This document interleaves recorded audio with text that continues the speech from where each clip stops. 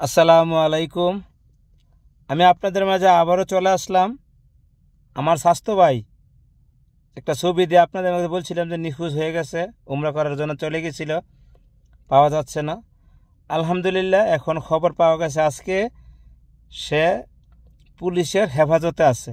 আলহামদুলিল্লাহ ভালো আছে। অনেকটা চিন্তায় ছিলাম যে কি না কি হইল।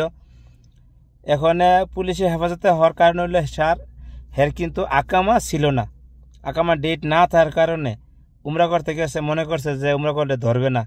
ভাই এইটা বুকামি, আপনারা কেউ এরকম করবেন না। আকামা না থাকলে, ডেট না থাকলে উমরা করতে যাইবেন না।